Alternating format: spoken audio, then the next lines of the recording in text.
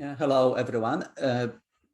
Before I start to teach today, I would like to make an announcement regarding the textbook. But first of all, could somebody unmute and tell me if everything is okay, if you can hear me? Yeah, we can hear you, Professor. Thank you very much.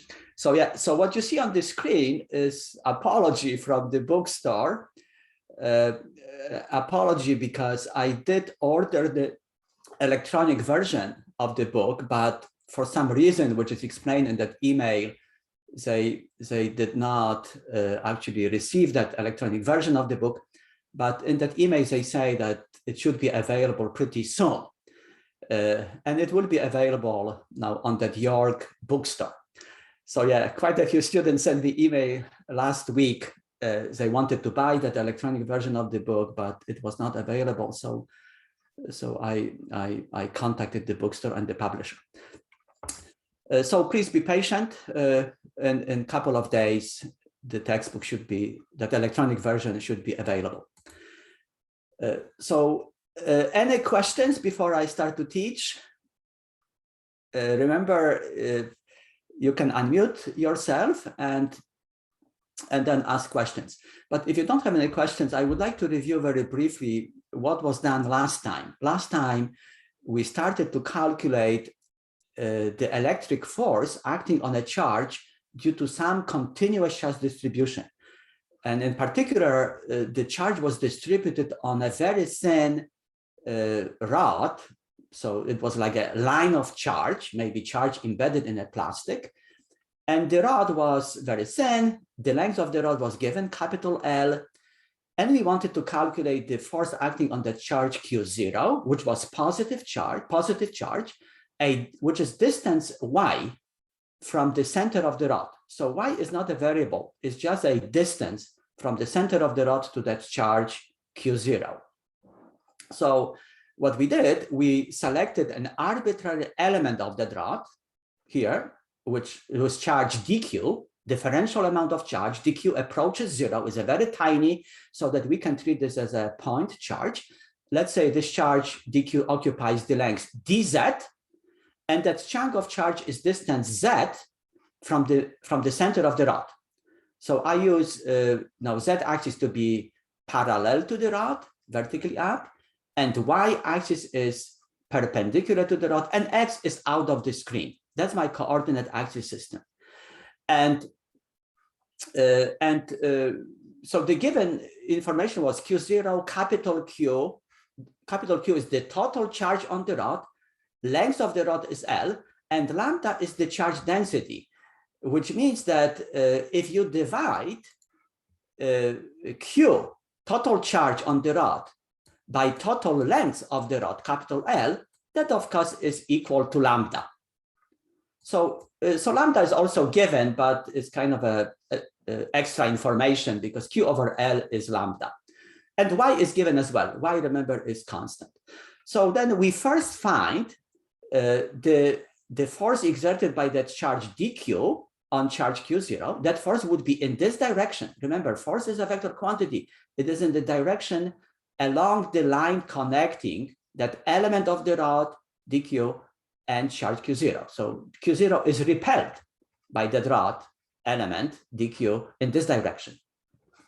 And that magnitude of that force, that differential force dF, we designate this dF because if dq is very tiny, then dF will be very tiny. And that amount of charge is equal by Coulomb's law, K Q0 dq over R squared. But dq we can write as lambda times dz.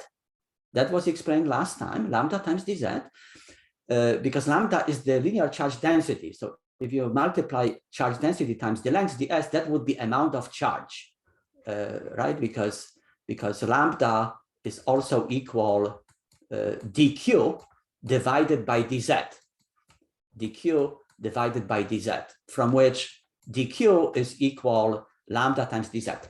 So I substituted this here, and then we concluded that only the resultant force acting on Q0 would be along y direction, because for any element in that upper part of the rod, I can find symmetrically located element of the rod here below the middle of the rod, and this element would exert the force in this direction, that the F due to this element would be in this direction, and then these components, this component, which would be the dEz, and this component due to the other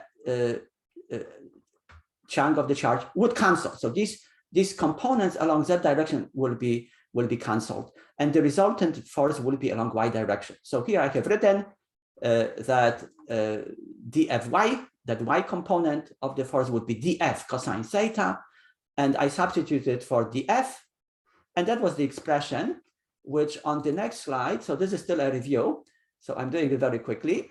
So on the next slide, I have to go to spot because I don't know why it does not allow me to change the slides unless I have the spot. So here I have rewritten this expression, and then we concluded that there are three variables in that expression. Z change. See, if I take different element of that rod, let's say this element, then of course Z would be smaller, R would be smaller, and the angle would be smaller.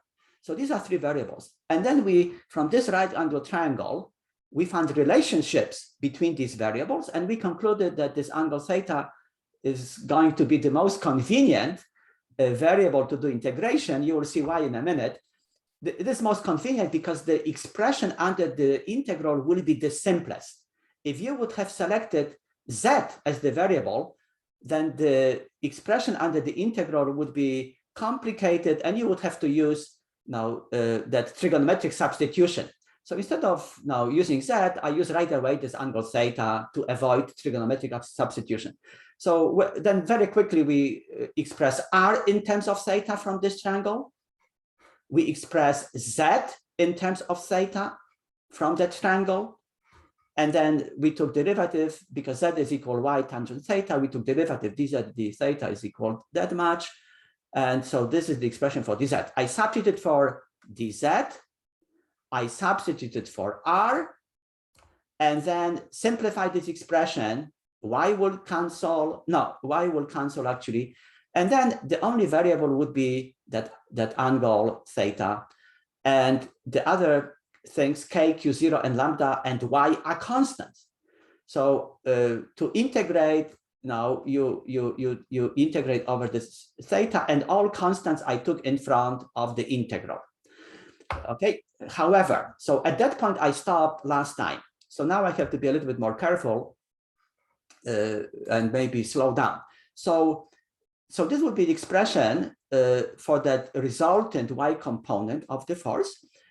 And you see how I multiply by 2 for the following reason, because I decided to integrate over the half of the rod, you see, that top part of the rod.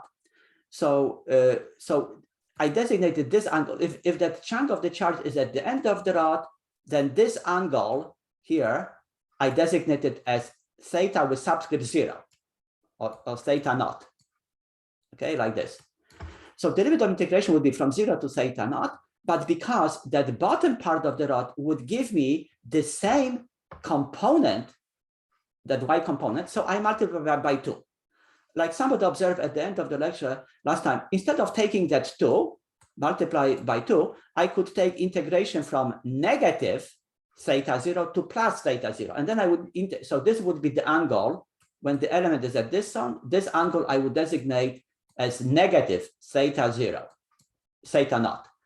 And then of course, that factor of 2 would appear when you do this integration. So I hope this is clear, but I integrated only over the half of the rod. So I integrate from 0 to theta 2, and I multiply by 2. Now the integral of cosine is sine, right? And I substitute the limits. Sine of 0 is 0. So we have only the upper limit, sine of theta 0 minus sine of 0, which is 0. So this is the final result. But because theta 0 was not given, from this right angle triangle here, which you see, I express theta 0. So from this triangle, I should not erase actually. So this angle is that theta naught. And as you see, so this side is L divided by 2, half of the length. This is Y. And then I can write that sine theta, which I need here, is equal L divided by 2 opposite L divided by 2 by hypotenuse, which is this distance. And this distance I can always write as square root of Y squared plus L over 2 squared, right? By using Pythagorean theorem. So I substituted this for sine, and then the final expression for that force is at the bottom of the screen, where that factor 2, this factor 2, and this factor 2 cancels, and then this is now the final result. So it's relatively complicated that the force depends on the distance y, which should not be surprising. But it depends on the charge density. The bigger the charge density, the bigger the force. But it also depends, of course, on, like I've mentioned, on y, but y is here and y squared is here. So it's a relatively complicated expression for that total force. But the total force in terms of direction, you see, is radially away from the rod. This angle is 90 degrees. So only this component along y-axis is present. So that force is perpendicular to the rod, away from the rod, along that radial direction from the rod.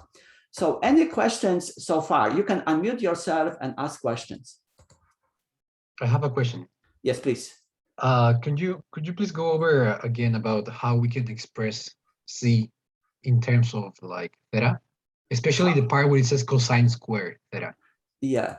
Okay. So here, what I did, I found the relationship between Z and theta, right? So because these are these two variables, and hopefully you agree with me that tangent of this angle theta is equal to, tangent is equal opposite, which is Z in this triangle, Z divided by adjacent, which is Y. So Z divided by Y, that's tangent function, which means that Z is equal Y times tan theta. And then I took derivative, because you see in this expression, I need dz, not z, but dz. So I took derivative, dz d theta, and derivative of tangent is 1 over cosine square. You should remember that from your calculus. The derivative of tangent is, so derivative dz with respect to that angle theta is equal y divided by cosine square theta. And then I treated this as the ratio of two differentials, dz over d theta. So I multiplied by this differential d theta, and I got that dz is equal y d theta cosine square of that theta. Okay, so is that your question? Yeah, now I understand. Thank you. Yeah, good, perfect. I have a question. Yes. How did you get the expression for sine theta? Yeah, for this one, so you see this one, and remember, here is expression for sine theta naught, because you see, I have to integrate of that variable, that angle theta, and I integrate it from 0, because if that tiny chunk is here in the middle, then the angle would be 0. When the tiny chunk is at the end of the rod, then this angle would become that much, which I designated theta with subscript 0, theta naught.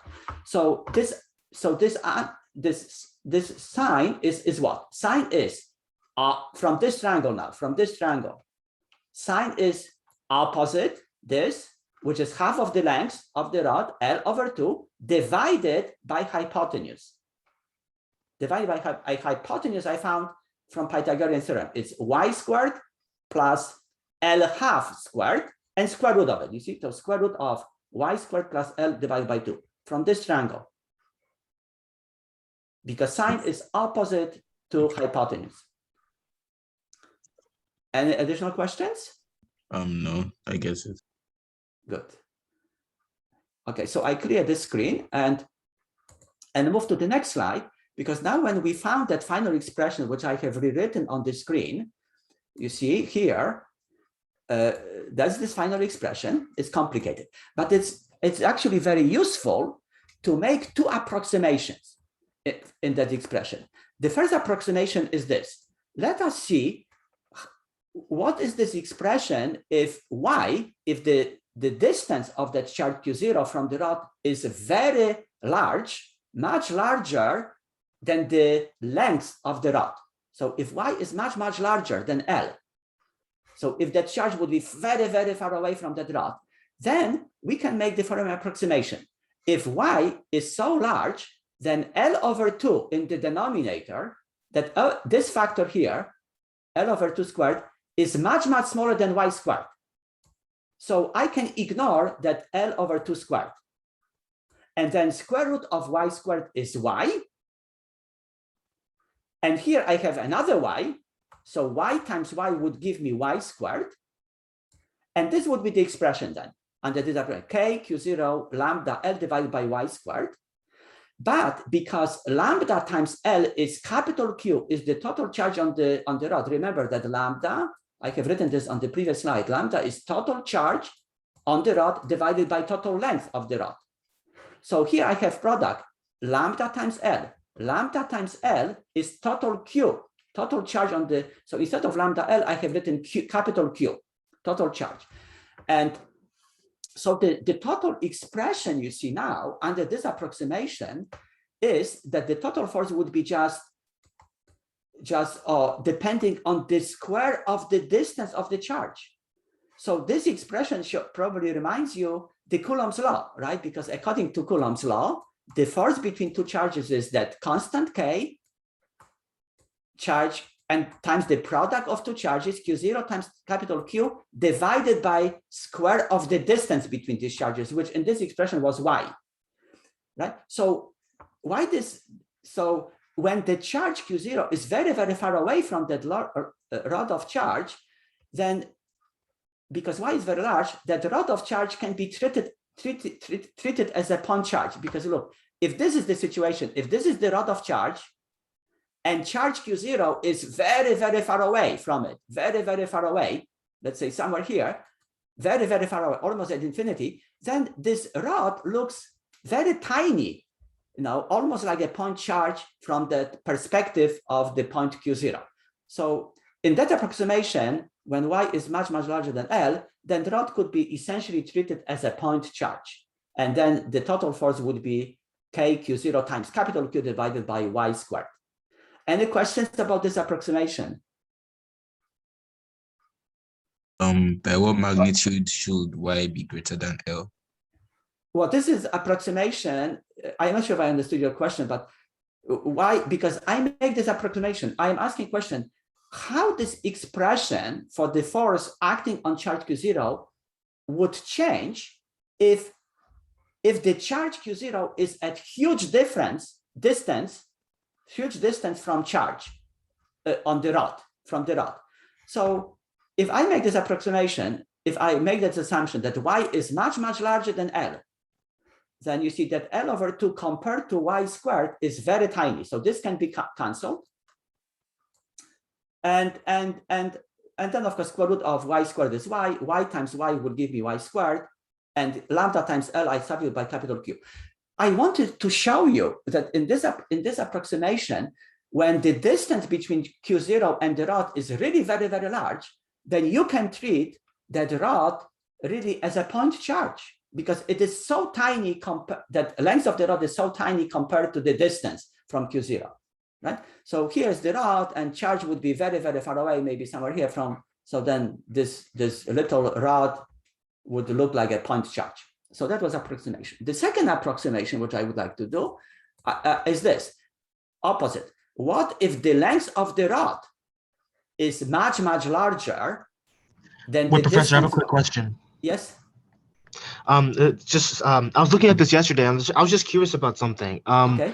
Why don't we use the I think it's the summation symbol. Why don't we use it? Because it's the sum, Fy is the sum of all the y. Yeah. Okay. Okay. You ask very important question, which I will address now. I will explain now. So what we did, we have, maybe I will do here. So because I still have that diagram. So essentially what we have done, we would have to divide that rod into many little elements, right? I call them chunks of the charge. So you have to divide that rod into infinite number of these little chunks. And the force due to one chunk is equal now K Q0 times dq, right, which is the charge on that chunk, dq, divided by r squared.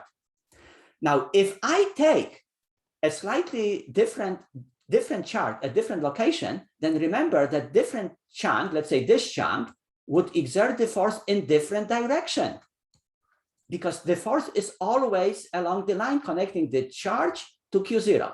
So for that reason, we calculated only that y component, which included that cosine of that angle theta, not alpha, but theta, okay? So I'm writing with my mouse, so it's difficult.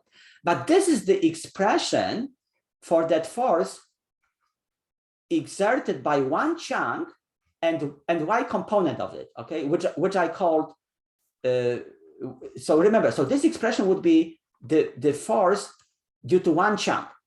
But then we would have to calculate force due to another chunk, all the chunks. So I would have to replace this as the sum, right? Using superposition principle. So the total force would be that sum of this type of expression. But remember that the summation, when these elements dq approach 0, then this summation is replaced by integration. Yeah, because definite integral is the sum of many contributions, which you take under the limit, right? You have to calculate the limit of that sum when dq approaches 0. And this type of limit of the sum is called integral, okay? So because all of you took calculus 1014, I just make assumption that you know it inside out, that you know that extremely well. But students who did not take calculus 1014, of course, should not be taking this course, because you will not do well. There is no way that you could, this is course prerequisite. So I did not explain this because, but you should all know that the limit of that sum of this expression when the q approaches 0 is the integral of that function dq, right? That's what we have written. So that was your question. But in terms of now approximation, when L is much larger than Y, so let's say, what if L, length of the rod, approach infinity? Let's say that the rod is infinitely long. If the rod is infinitely long, then of course L is much larger than Y, right? Because L approaches infinity. The rod of that charge would be infinitely long. So in this approximation, when L is much larger than Y, then you see here in this expression, this term y squared would be much smaller than L, because now L is much larger than Y. So y squared compared to L over 2 squared is negligible. And then I have square root of L squared divided by 4, right? Because 2 squared is 4. So that square root gives me L divided by 2. And then this L and this L will cancel. And that 2 will go to the numerator. So finally, under this approximation, the expression would be of that type. K times 2. Remember that 2 came from that 2 squared. Q0 lambda, Q0 times lambda divided by Y, right? And now quite often I will be using, instead of K, I will be using that 1. Remember that K, that Coulomb constant, is equal 1 divided by 4 pi epsilon 0, epsilon naught.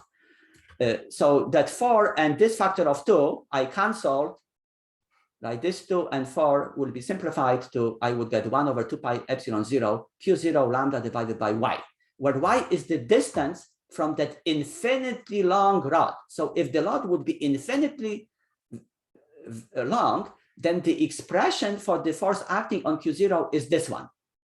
And as you see, the force depends on just the distance, not square of the distance, but just on the distance of Q0 from the center of the rod, on that distance Y.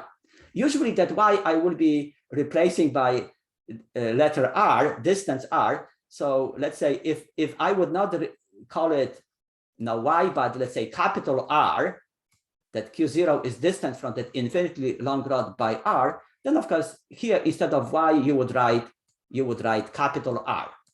And this expression, which I just derived here, when the rod is infinitely long, I will be using on few occasions in the future. So you don't have to memorize this expression, but I will be reminding you that you remember in that lecture number 2 or 3, we did derive this expression because we will be dealing with many situations when we will have a wire on which there is a charge or something like very long wire, then we'll be using this type of expression. So any questions about this approximation when L is much, much larger than Y? Sir, I have a question. Yes. So on a future test, if we know that L is larger than Y, then would we have to derive all of the equation on our own? Like, or can we just use the expression? Yeah, that's a very good question. I'm sure many students would like to know. Now on the test, if I would like you to rederive the total thing, which I did on the previous slides, then I would be very explicit. Please show all your calculations, right? Then I will give you a signal that yes, you have to do everything which was on the previous slides.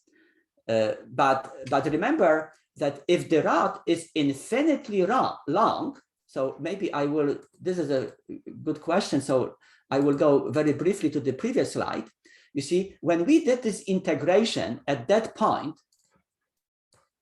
right, I integrated only on that finite length rod. But if the long is infinitely long, then this limit, theta with theta naught, would become how much? Could you think a little bit and think very hard? If this rod is infinitely long, then no, when this chunk goes at the bigger distance from the origin, you see, then this angle theta will become bigger and bigger. When this chunk goes to infinity, what would be this angle theta when that chunk goes to infinity? How much? 90. How much again? 90. 90. That's exactly correct. Thank you very much for help. Yeah, this angle when the rod infinity would be pi over 2. On 90 degrees, right? Remember, but here, you can substitute 90 degrees because you have to substitute to sine function. So it would be pi over 2 on 90 degrees.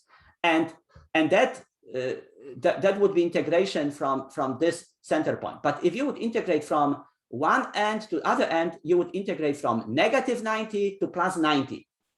That would make that rod infinitely long. But otherwise, all other calculations that you see on that slide would be of the same type.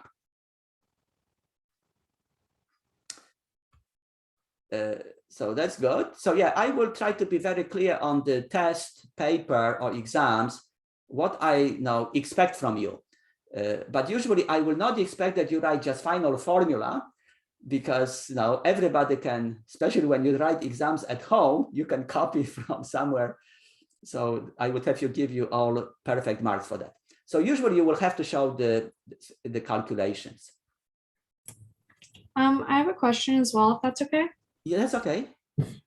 So essentially when the rod is extremely long, the charge, because like the lambda is charge per length, right? But Yes. if like, I'm just trying to, because like, okay, for the first one, I understand that when the rod can be treated as a point charge when it's far enough away. Yes.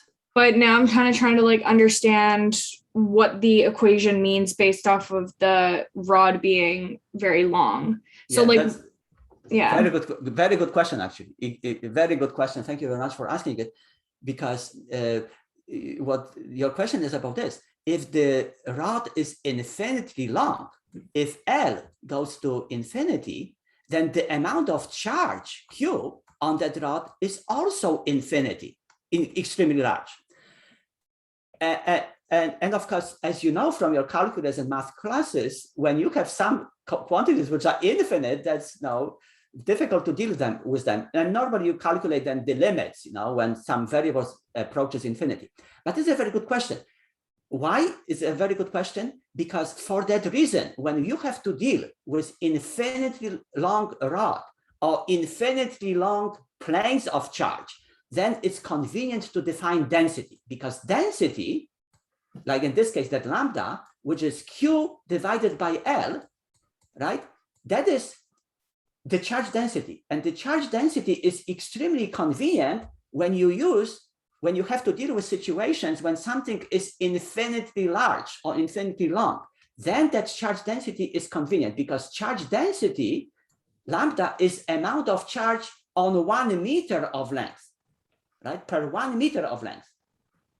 So as I've mentioned, when the rod is infinitely long, L is infinity long, Q is infinity as long, but lambda is not infinity, because lambda is amount of charge per 1 meter of length. And for that reason, that lambda is a convenient quantity, that linear charge density is convenient. The same that sigma, which is surface charge density, if you would have infinitely large plane of charge, and we will be making these approximations, then sigma will be the total charge per 1 meter square of it. Although, no, the charge on infinitely large plane of charge would be infinite, but sigma will be the amount of charge per 1 meter square. Like lambda is amount of charge per 1 meter of length of that rod. So I hope that I did answer your question, but if not, let me know. No, you're good. Thank you. Yeah, good. Yeah, so as always, I appreciate your questions. Any additional questions? Yeah, if you don't have any additional question, then we do something really complicated. So be prepared now to think really very hard. So concentrate, please, because right now we will try to calculate what is the force exerted on charge Q0, which is located here. You see, at certain point, this is charge, and I make assumption that this charge here is also positive, that Q0 is positive. So I wanted to write a little plus here, but little plus. But we want to find the force due to the charge which is located on a plane of charge. So this is the plane which is in in XZ coordinate plane. And you see kind of a little part of that plane. So that plane will be infinitely large. So you see, if you read this question carefully, you see, we have to find the force on Q0 located at distance h. This is distance h here, h, from that plane, but that plane is infinitely large, infinitely large. So of course, as you know, nothing is infinitely large, but let's say if the plane is now maybe quite large, but the distance of the charge from that plane is quite small, then if this distance h is relatively small, then we can treat that plane as really infinitely large, because the distance h is small. And you will see in the future, we'll be making this type of approximation. Of course, nothing is infinitely long on infinitely large, but usually we will make some approximations and treat that plane as infinitely large. So here's the situation, which you have to first of all understand what is shown on this slide. That here we have that plane, which is positively charged. There's a positive charge everywhere on that plane, and that charge is uniformly distributed on that plane. It's positive charge. Here is charge Q0, which is positive as well, which is distance h from that plane. So this is 90 degrees, perpendicular distance. And the charge density on that plane is given, sigma. So sigma is the charge, surface charge density. So that sigma is amount of charge on 1 meter square of that plane. But the plane of charge is infinitely large. Sorry, I have a question. Yes? How do you know all the charges are positive? Yeah, because I forgot to indicate this, but the charges in this example are positive on the plane, and that Q0 is positive. Now, as you will see, the calculations would not really change very much if the charge on that plane would be negative, or if Q0 would be negative. As you will see, only the direction might change. So for example, if Q0 is positive, but the charge on the plane would be negative, then that Q0 would be attracted by the negative charge. But if the charge on the plane is positive and Q0 is positive, then the Q0 is repelled right? Because positive and positive repel. So whether the charge is positive or negative, that will really not affect our calculations. Only the resultant direction of the force might be opposite. So that would be the only complication. But this is my assumption. I just assume that the charge on that plane is positive and Q naught is also positive. That is my assumption. Okay. Professor, I have a question. Yes. It's actually about the first equation. The force due to a line of charge and distance r from it is. I'd like to know the derivation, because I understand the 1 divided by 2 pi, that's the constant, and then Q naught and lambda, that would be the charge, but the other charge. But there's an r, and usually in the fourth equation it's r squared. So that's the part I'm really confused about. Yeah, very good question. So very good question. So let me just go very briefly again to the previous slide, because in the previous slide, remember, I finished that previous question about the line of charge, that if the line of charge is infinitely long, then the expression for the net force on Q naught is this one.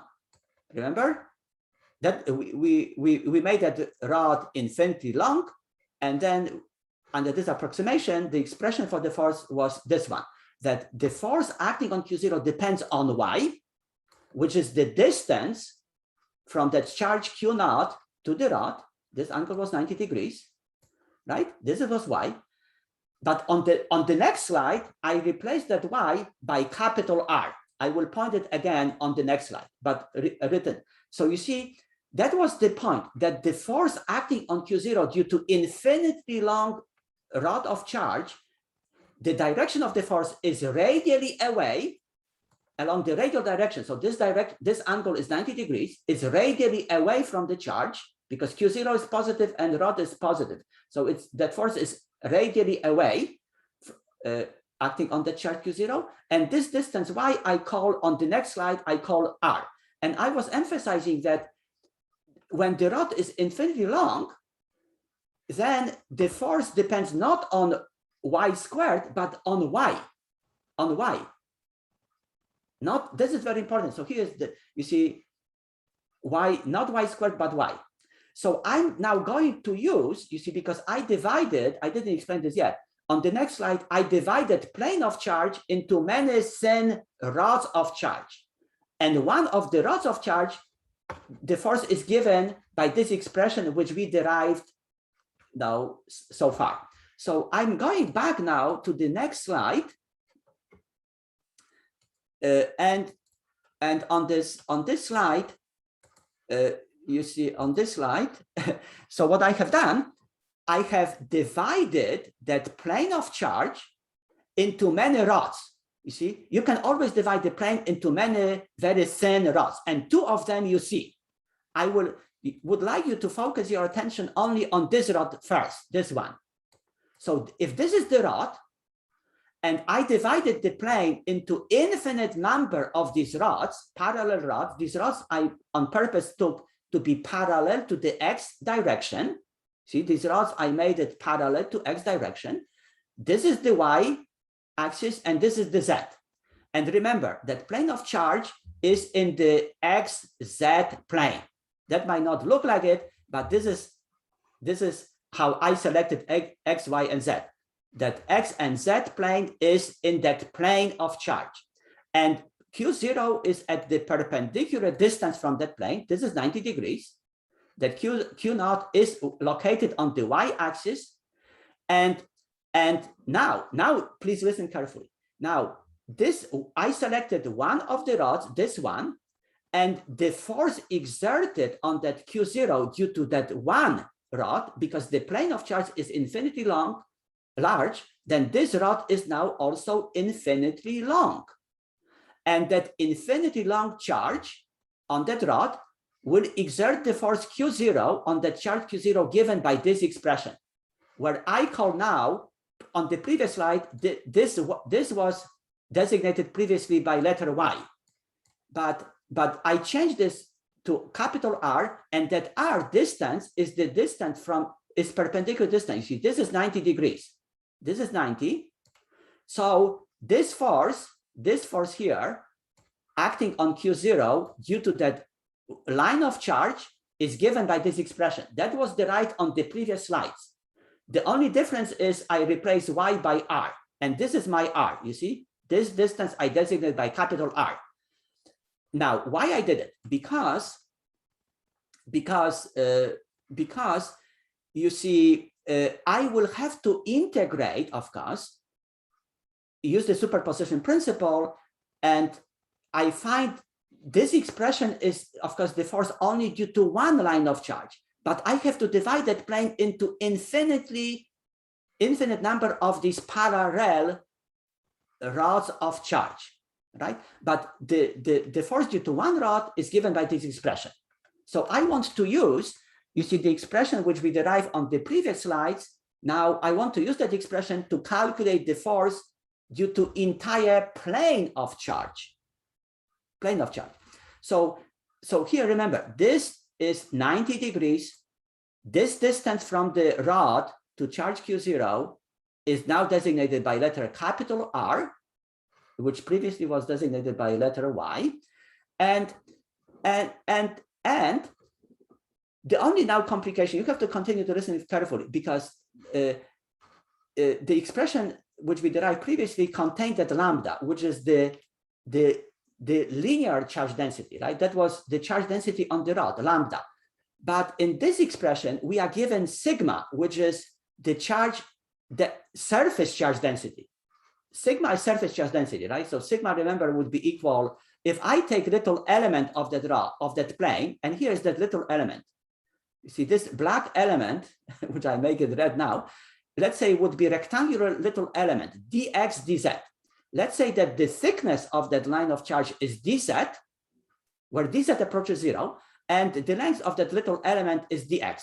Then sigma I can write as the amount of charge on that little element, that little chunk of the plane, dq, right? The amount of charge on the little chunk here would be dq divided by the area, which is, of course, dx times dz, right? Because this is a rectangular area, so dx dz. So sigma is given, but lambda is not given. But what I did here, so this is another little complication for you. You have to listen carefully, because sigma is dq divided by the area dA, and the area dA I can write as dx dz. Then dq divided by dx is lambda, right? Because when you divide the amount of charge per little length, that is called linear charge density lambda. So sigma is equal actually lambda divided by dz, which means that lambda can be written as sigma times dz. So instead of lambda, I have to substitute sigma, because lambda is not given, sigma is given.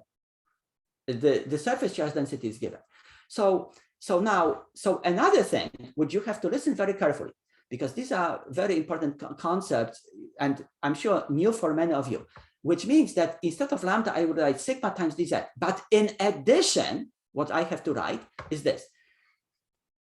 Now, because I have to divide that plane of charge into infinite number of these lines of charge, then the force exerted by one line of charge, I have to designate by that differential signal df. So df is the force, differential force due to one line of charge, where the total area of the plane will be divided in infinite number of these lines. So because that thickness of that line of charge dz approaches infinity, and of course, so because dz approaches, I should 0, not infinity, but approaches 0, then the force exerted by one line of charge, because dz approaches 0, df will approach 0 as well, right? It will be very tiny. So instead of f, I have to now write df. That would be contribution to the force on charge Q0, contribution to the force acting on charge Q0 due to one line of charge. And I will have to integrate now to get the force due to entire plane of charge, I will have to integrate both sides. Integral df will be f, and I have to integrate this expression. I will have to integrate this expression, right? Because I have to use superposition principle and find the total force acting on Q0. So these are complicated concepts for many students. You have to spend time at home to think carefully what I am explaining to you and why I do it. Okay, you have to understand why I do all these type of calculations. So look, so the main idea is this: to find the force exerted due to entire plane of charge, I want to use the expression we just derived. I divided plane into many lines of charge. The expression due to one line of charge we have essentially derived on the previous slide. That's the expression 1/2 pi epsilon 0 Q0 sigma dz. That's the charge divided by r, not r squared, but r. You see this distance. This is that perpendicular distance, which previously was called y, not r. So now I have to integrate over this expression. But before we do that integration, you should understand the following: that if this line of charge here produces the force acting on Q0 in this direction, then if I take different line of charge, let's say this line of charge, well, this line of charge would exert the force in slightly different direction.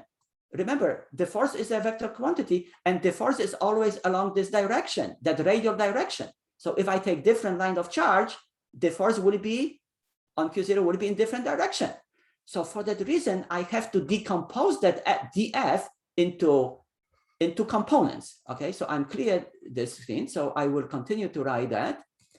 So here you see, this is that df1 is the force due to this line of charge, and I have to decompose this into this component, which I will call df with y subscript, and this component, right? So that df1 is now decomposed into df f1 z component and y component.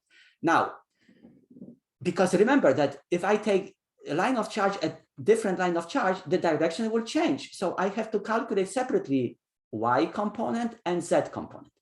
But because of the symmetry situation, if I can always select symmetrically located line of charge, if this line of charge was at distance z from the origin, I can take line of charge at distance negative z, you see, on opposite side, on this one, and this one would exert force in this direction, right, along the radial direction.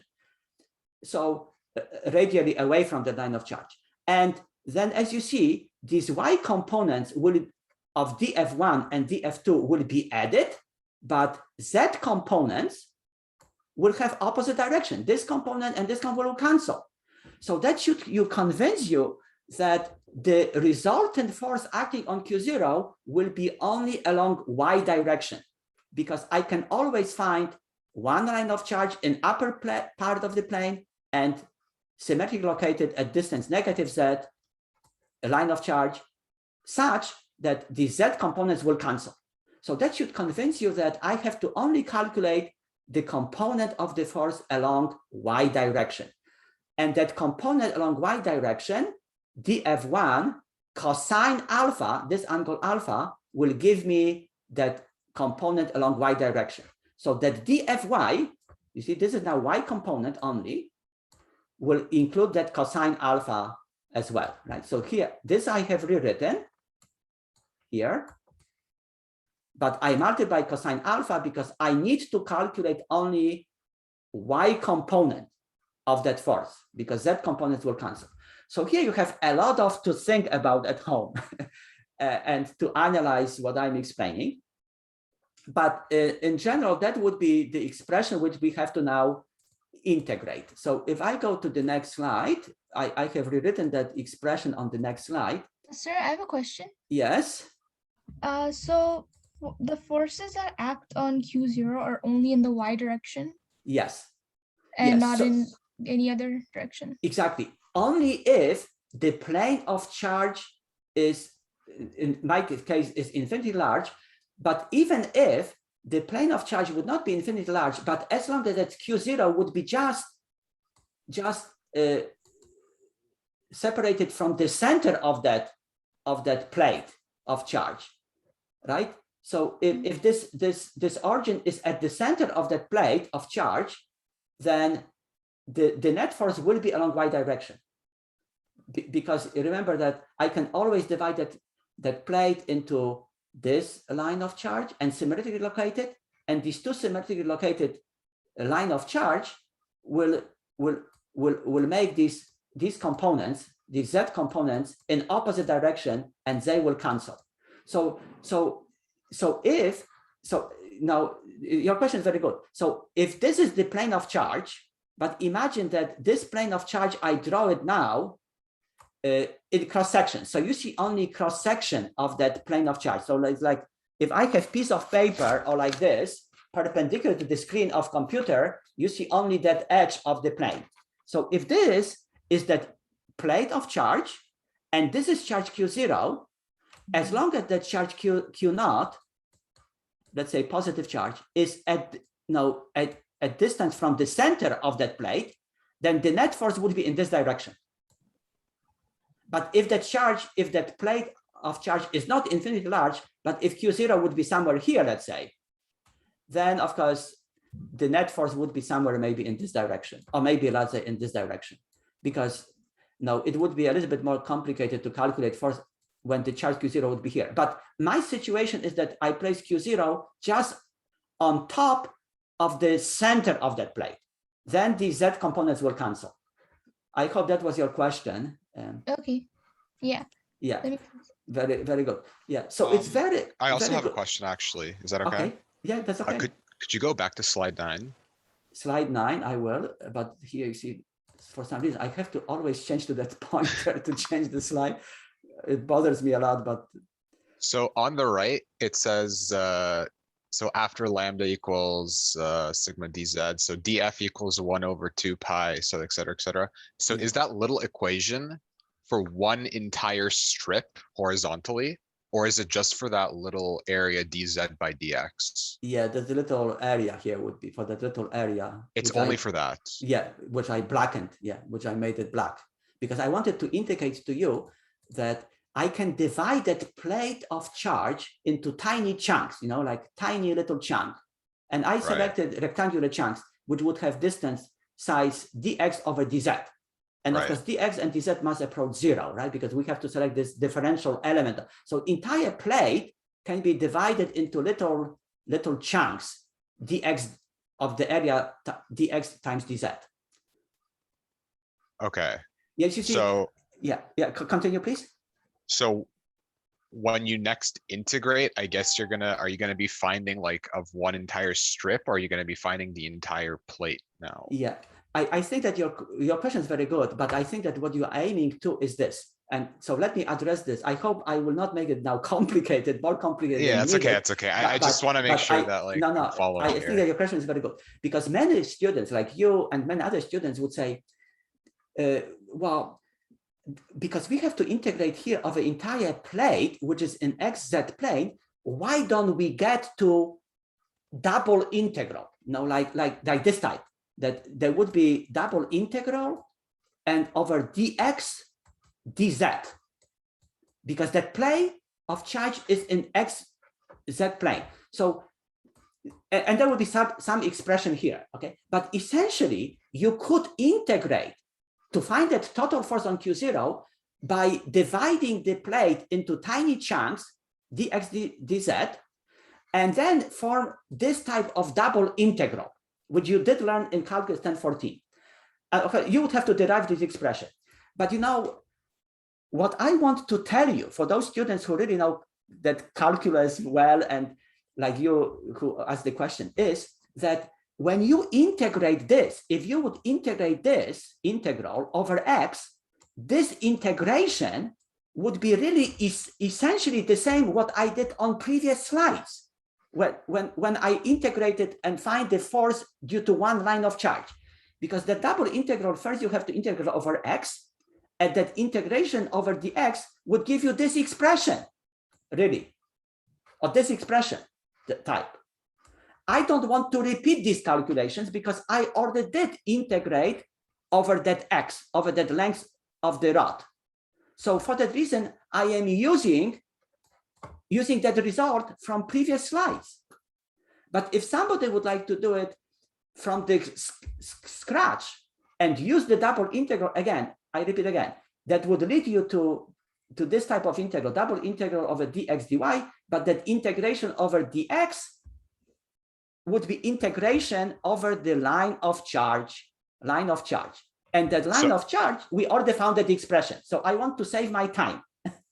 Okay, so this equation that the arrow is pointing at, that's for the entire line of charge. One line of charge, this particular line of charge, this one. Okay. Which I selected at arbitrary location of the plate. I didn't select it along the x-axis. I selected on arbitrary location. But that R, capital R, is perpendicular distance. You see, this is important. This is 90 degrees. You see, when you have rod of charge like my pen, if the point is here, when my finger is the charge Q0, the force acting on it will be radially away wherever I put that on the line. It will be always radially away from that pen. Okay, so this is important that you know that this angle is 90 degrees, and this is the perpendicular distance, which previously we called y, but now I call it r. But to your question, which is a very good question, that many students would know, if you use the double integral, then of course you get the same result as I did, because I repeat for the third time that this integration, this double integral has two integrals, and that integration over x would give you this expression, which I did derive previously. So I want to use it to speed up the calculations.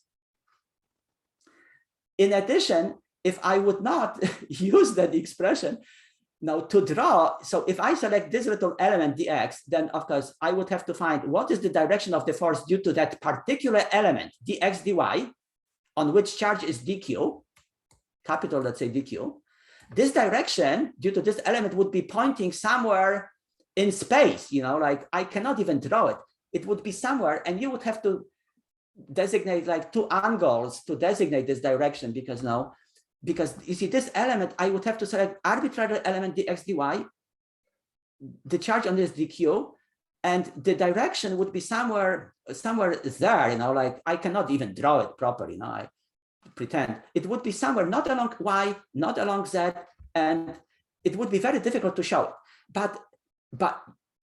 But when I use the result from previous slides, then the calculation will be very easy, as you will see. So I'm glad that you asked this question. Those of you who are a little bit lost, it would be very important that you spend time at home and sort it out in your minds. You know, that's a very important type of learning.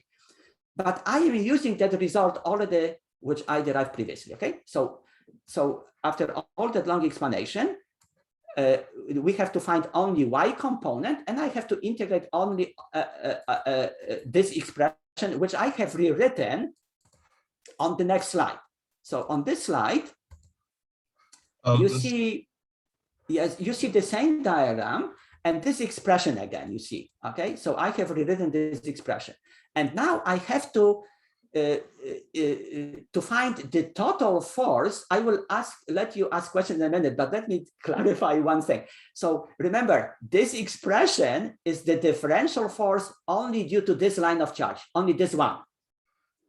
But I have to now integrate, divide that plane of charge into infinite number of this line of charge, and use superposition principle